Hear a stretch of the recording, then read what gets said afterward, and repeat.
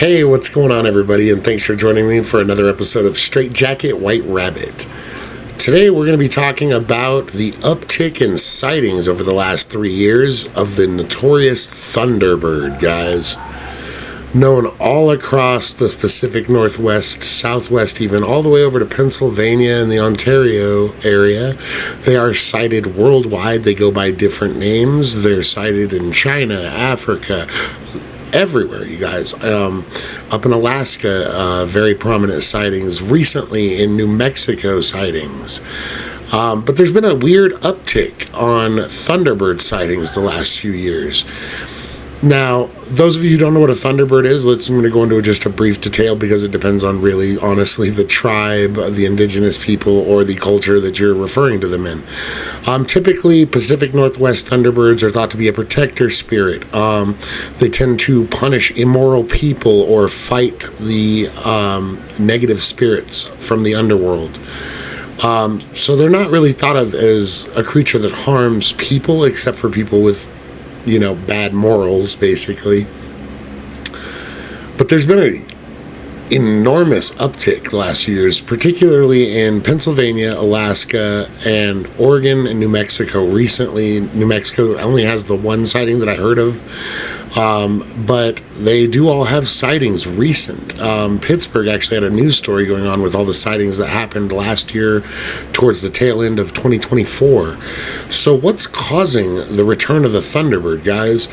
This creature is thought to be both, depending on, like I said, where you look, it's both thought to be a spiritual, supernatural creature or a real physical being creature with mythical powers. Now, the lore on the Thunderbird is, lightning comes from its eyes, the clap of thunder from its wings. This can all just be metaphorical, guys. I mean, a sharp stare from a freaking bird that's, 9 feet tall and has a freaking wingspan bigger than a two-lane road, is going to cause anyone to embellish or say that their stare shook them to their core. I don't necessarily believe they shoot lightning out of their eyes. I don't know. And as far as the thunder from their wings, you guys, if you've ever heard a large bird, like a turkey vulture or something of that size, take off in flight, you can literally hear the flap of their wings. And this is nowhere near the size of the bird they're talking about. Okay, and people trying to say, well, maybe they saw this bird or that bird. There is no known bird, not the California condor, none of the big birds that are as big as a Thunderbird, guys. Okay, there's not since the days of friggin' like the petrodactyl dinosaurs were there things that were living creatures flapping their wings that were supposed to be that big in our skies. Now, and that's if you believe in the whole dinosaur thing. Another time. But there's been a noticeable uptick, and people have been seeing these birds that are dimensions that are just impossible according to modern biological standards. One pilot actually reported in Alaska seeing a Thunderbird, his words, that was almost the same size as his single-engine Cessna plane. For those of you who don't know how big those planes are, they're still big enough I wouldn't want a bird to be that big. I mean, if there's a bird that big, it could very easily pick up a full-grown adult my size. And those of you who know me, I am not a small man. But these sightings bring up the question of why. And in almost every lore, the Thunderbird is kind of the protector of good, the protector of the decent people. It fights against evil. And my theory here is we're seeing more recurrences of the Thunderbird because there's a lot more negative in this world recently in the last few years, you guys. Just look at the news, look at social media. There's a lot of negativity in this world. And from a supernatural standpoint, if these things feed on devouring negative entities and defeating negative entities, then I can see why there's an uptick. And like I said, you guys, this is not a United States thing just up in Alaska in the Pacific Northwest. These things are seen in Canada. There are names for them in South America, China, Russia, Brazil. Some people have seen them in the Mediterranean island chains. I want to say it's Greece. It might be wrong. Sorry, I don't want to misspeak. Let me look. Hold on. It was Greece. So Greece has a version of it.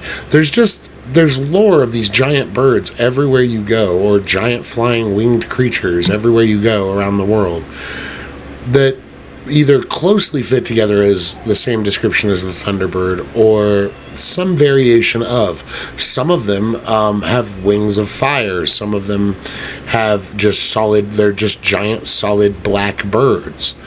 It all depends on where you're looking at these birds, but you know what, you guys? Just because there are different descriptions of this animal doesn't mean that the animal itself doesn't exist.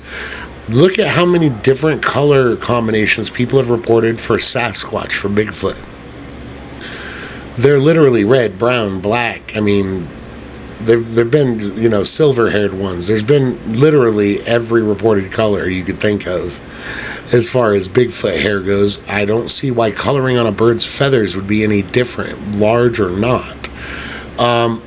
If it is a supernatural being, my department, I like that.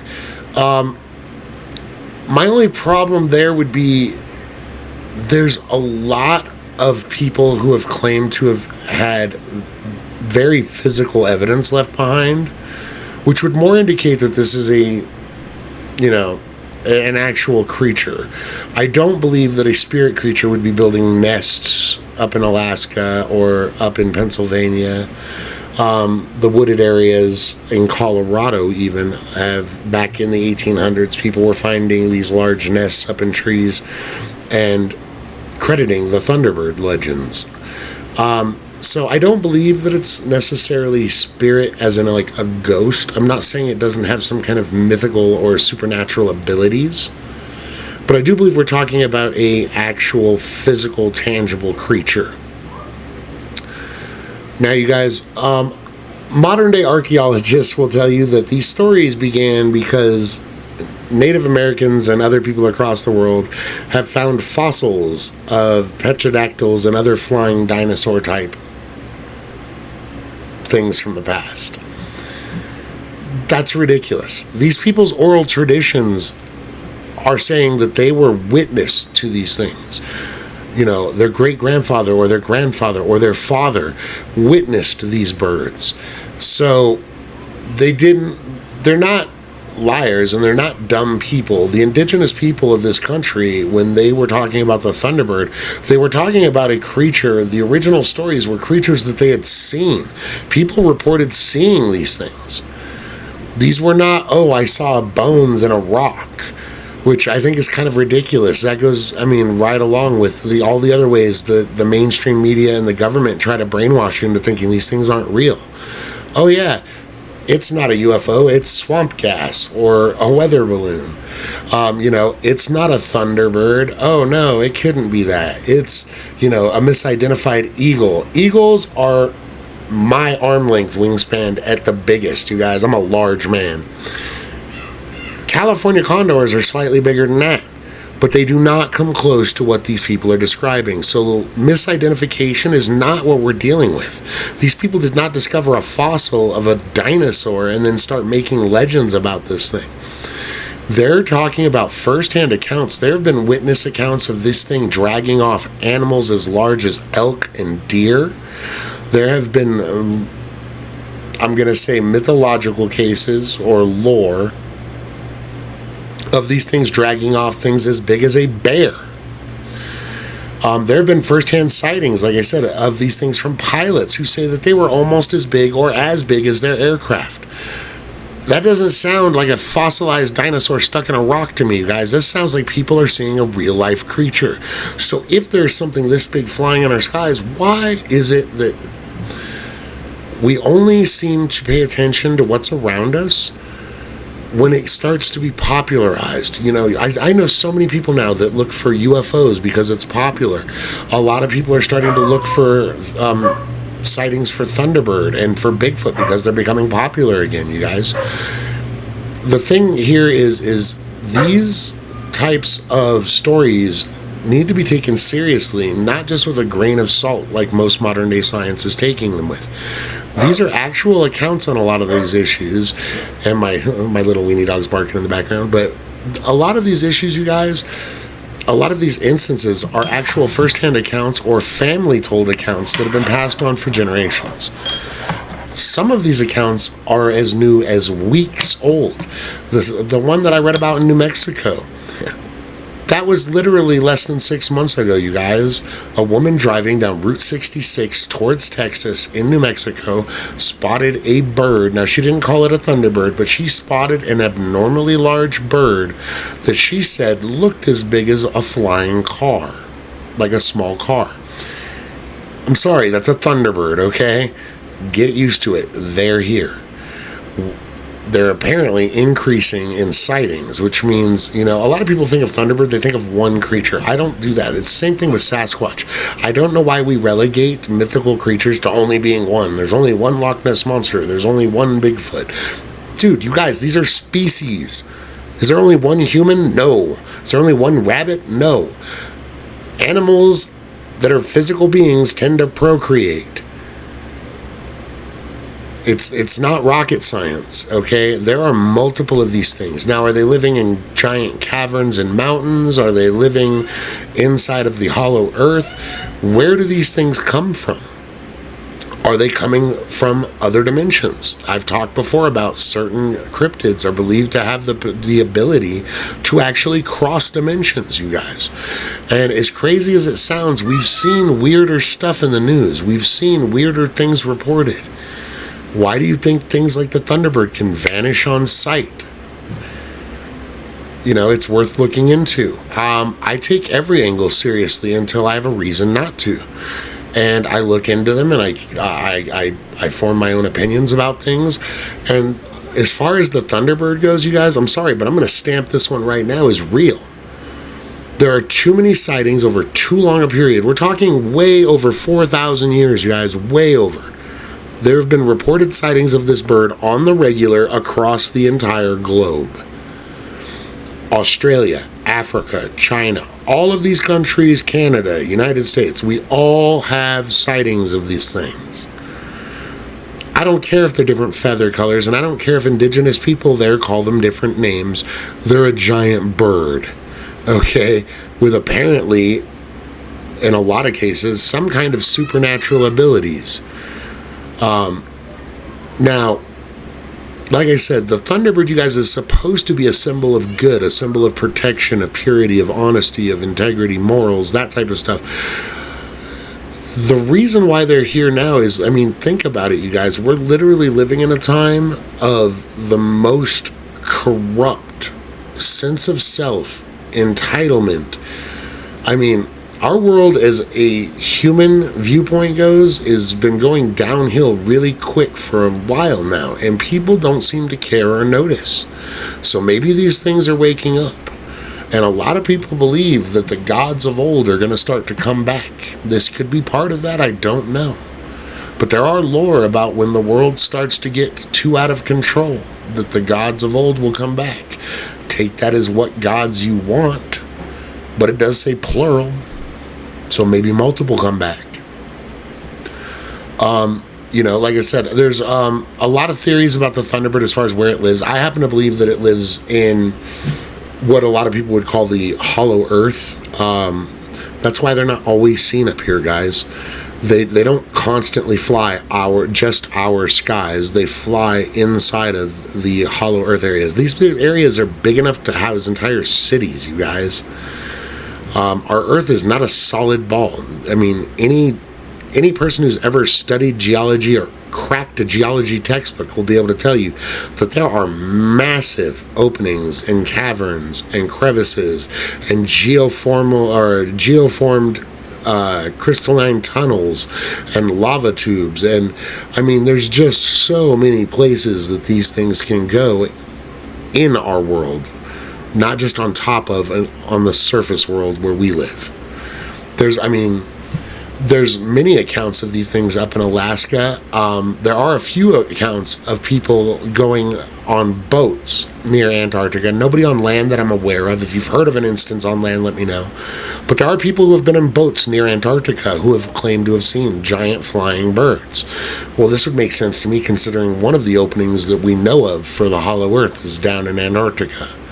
So I would completely believe a sighting of these birds. And you have to remember, I mean, if these birds are as big as we're talking, a flight time from Antarctica to the tip of South America is really not that far for them. Regular birds, you guys can fly for hundreds and hundreds of miles. So it's not really a big stretch to think that one could get from there to here if it's coming out from the Hollow Earth. Now, there are reasons to worry about this because they're also in these indigenous lores. When the Thunderbird comes about, or these giant birds come about, there's usually a more malevolent entity that is arising at the same time for the Thunderbird to fight. Kind of a good and evil battle going on. Like I said, I think all of this is because of where the world is heading. You guys, we are closer to the end than I think a lot of people realize or acknowledge or want to think about. It's not a pleasant topic to think about the end of times. Does that mean the end of the entire world? No, I'm not saying that. But it very well could be the end of our species. It could be the end of way of life as we know it. We as a species have gotten way too comfortable with our luxuries and not nearly comfortable enough with our surroundings. I've said this tons of times before. I believe in critical knowledge, which is things like fire starting, living out off grid, being able to sustain life without having a grocery store to buy food from or a place to get water from, like a tap. So, is this a sign? The Thunderbird's coming back, guys, in big sightings, group numbers, multiple reports all over from anywhere, like I said, from Alaska to Pennsylvania, Oregon, New Mexico recently. So is this a sign of the times? Are we getting ready to enter end times? And this is why we're seeing an emergence of the Thunderbird. There have not been this many reported sightings of the Thunderbird in quite a while. Any of you who've ever actually looked into this subject. Usually it's, a good 10, 12 years between sightings. Sometimes there's small clusters of sightings, but then there's that long wait period in between the next set of sightings. You guys, currently, for the last 3 years, they've been popping off sightings here, and then a few months later, sightings here, a few months later, sightings up in Alaska. And they don't seem to be really slowing. They seem to be on a pretty steady, regular pace.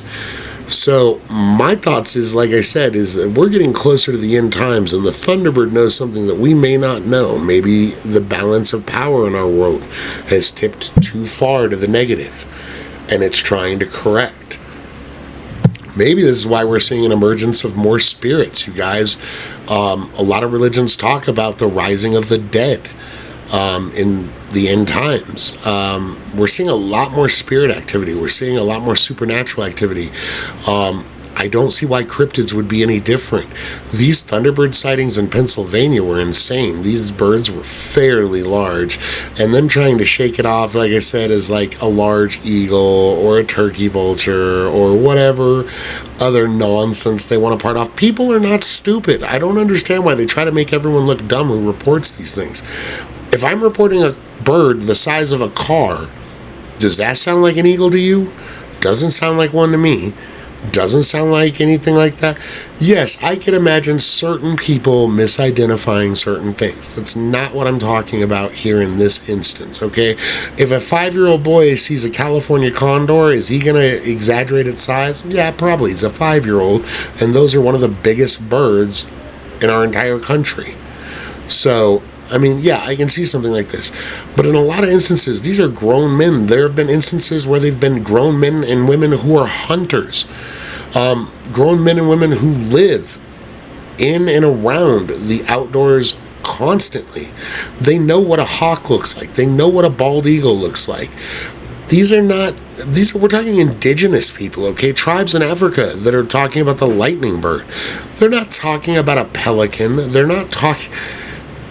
This is bull that the governments and the mainstream media try to get you to focus on, to ignore the fact that we don't know jack about this world. From Thunderbirds to Bigfoot to any other cryptological, zoological animal, it just simply doesn't exist until we provide a body. Well, you know what? I've said it once, I've said it before, and I'll say it again. A lot of things that we thought didn't exist, okay? Ligers exist in the wild. They breed by themselves. We don't even have to forcefully do it now.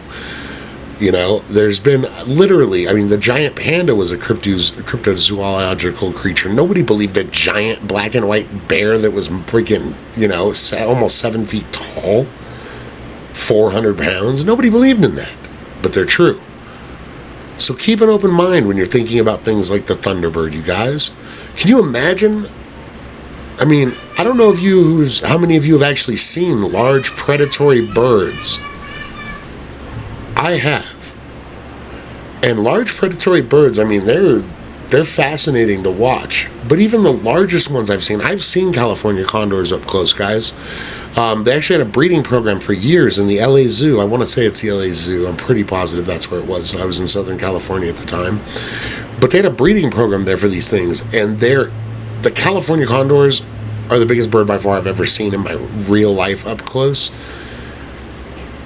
But they don't stand the measure of what the awe, the sheer size of the creatures that these people are depicting in all of these stories, all of these accounts. Now, whether or not it has supernatural powers, I can't tell you guys. But if there's a physical creature out there, we can find it.